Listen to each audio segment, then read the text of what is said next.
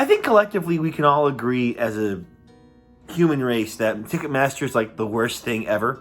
So at this point, I'm sure you're aware that Lady Gaga has had a new album that came out. I haven't listened to it all the way through, but from what I've heard, it's pretty good. And with that, of course, came a new tour, the Mayhem Ball. Personally speaking, I am not necessarily a mega fan of Lady Gaga. I liked her in 2008 when she came out with the fame, Poker Face, Paparazzi, Just Dance.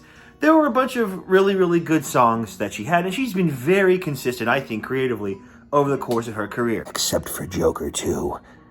We'll never forget that. And I think it goes without saying that Lady Gaga is one of the most iconic pop stars of the 2000s, of this generation, I would say.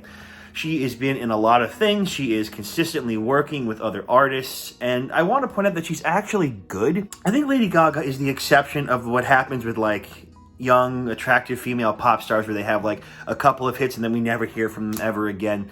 I think Lady Gaga is one of the few outliers who is actually, like, pretty damn good at making music. So, like, she doesn't have to keep only focusing on things like her, like, youth and sex appeal and, like, raunchiness. She just makes good stuff, and then people will follow that good stuff. That Lady Gaga, as a person, as Stephanie, I think is a decent human being.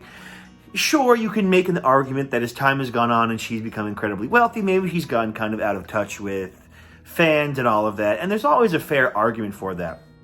But I do think that, generally speaking, she is a performer and a musician that does kind of have her fans in mind for the most part. What the fuck happened with Ticketmaster and the Mayhem Ball? Well, there's a couple of factors that made this ticket round getting particularly difficult. Personally, I tried 3 separate pre-sales to go ahead and get these fucking tickets, and it was not until the general sale that I was actually able to go ahead and get some. So I will be attending the Mayhem Ball tour, and I've got some surprises cooked up for that. Truly, truly, truly was the most painful and difficult ticket buying experience I have ever had to get. And I've gotten things like My Chemical Romance twice, Bruce Springsteen, Elton John. There's Green Day, Weezer. There's all sorts of things that I've seen that I've had either, some difficulty or like minor difficulty, but I've never failed with 3 pre-sales to get tickets over the course of 3 days. That is astronomical. Some of the pre-sale stuff didn't even work, I just want to go ahead and point out. Like the artist pre-sale, when I tried it, didn't even work. Didn't even bring you to a queue. It was just, they're all gone. Well, how do we get here? What happened? Why is this one so particularly difficult? Well, it's been a couple of years since Lady Gaga has toured, and because of that, people want to see her. Now, you would think that she would go ahead and have like a big tour across the US, and it's actually not the case. It's actually pretty limited as far as the US shows go. Now, she did add a bunch more shows, especially to Madison Square Garden in New York City, after the first couple of rounds of tickets became an absolute dumpster fire. But one of the first problems for this tour is that there's not a lot of shows within the United States. So, if you are stateside, you have very little options as to where you can go, and your dates of seeing her are very limited. So, as an example, in the East Coast, New York is like the closest thing for like all the states up in the East Coast. So, like, no shows in like Massachusetts or Philadelphia or like New Jersey, Maryland. No shows there. So everyone from the surrounding area is going to be going right to Madison Square Garden. So that is, of course, going to go ahead and jack up the whole thing with the tickets and make them, really, really hard to get. They sold out every day in the first like 18 minutes. And I know because I was there in the queue early like I always do. And the tickets were selling out within 18 minutes, and all that was left was the fucking bullshit of, you got to pay the resale price, all that crap. So the first issue that we ran into is lack of location, and of course a high demand for someone as popular as Lady Gaga. Next, let's talk about Ticketmaster itself. I think everyone knows that Ticketmaster sucks. We've seen the same thing happen before with My Chemical Romance. I've seen the same thing happen before with Green Day and all these other artists and bands, Taylor Swift being another one as well that I know had Ticketmaster issues.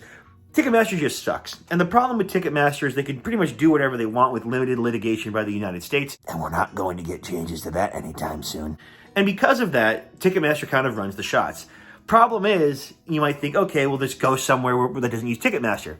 Well, for someone like Lady Gaga, where you can't, who's huge, they need big venues. And the only way to get big venues is to play ball with Ticketmaster. I don't know if you guys know this, but Ticketmaster not only runs the ticketing, but Live Nation, the overarching company, owns like all these sports stadiums. So that's why you have to go through Ticketmaster, and that's, why it's so incredibly painful when you get into situations like this. People always bring up dynamic pricing, and I agree that dynamic pricing is incredibly fucked up. And it's very unclear whether or not the artist actually has control within the dynamic pricing of Ticketmaster. Can they turn it off? Some say yes and some say no. I think the issue is that this particular tour was very rushed. She announced that she was not planning to go ahead and do a new tour, but the success of the album was so good, she said, "Oh, fuck it, let's go ahead and let's have a tour." I think the problem with that being so short-sighted and not planning properly limited the venues that they were able to go ahead and utilize, and of course, all of them utilizing Ticketmaster.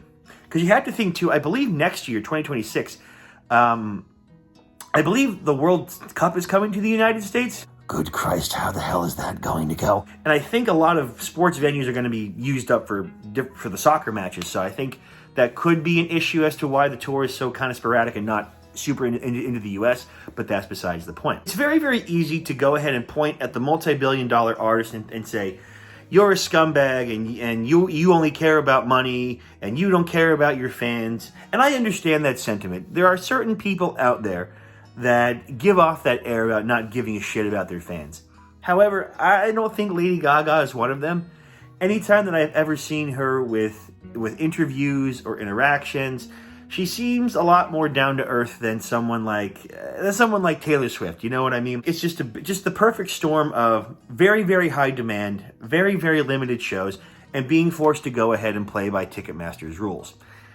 If it ever does turn out that Lady Gaga could have gone ahead and turned off the dynamic pricing bullshit, yeah, I would be very disappointed if that were the case.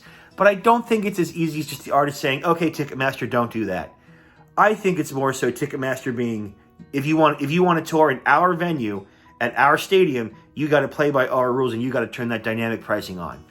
That's my personal opinion. And I could be wrong. I've been wrong before. Fuck Ticketmaster. I hate them. I think they suck. They're an absolutely horrible organization, and we really do need to pass legislation to limit them onto the shady crap that they can do.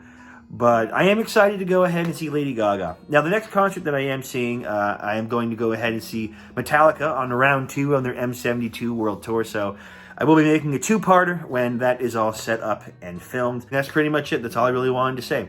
Thank you guys for watching, and I'll see you in the next one. And stay safe out there, my friends.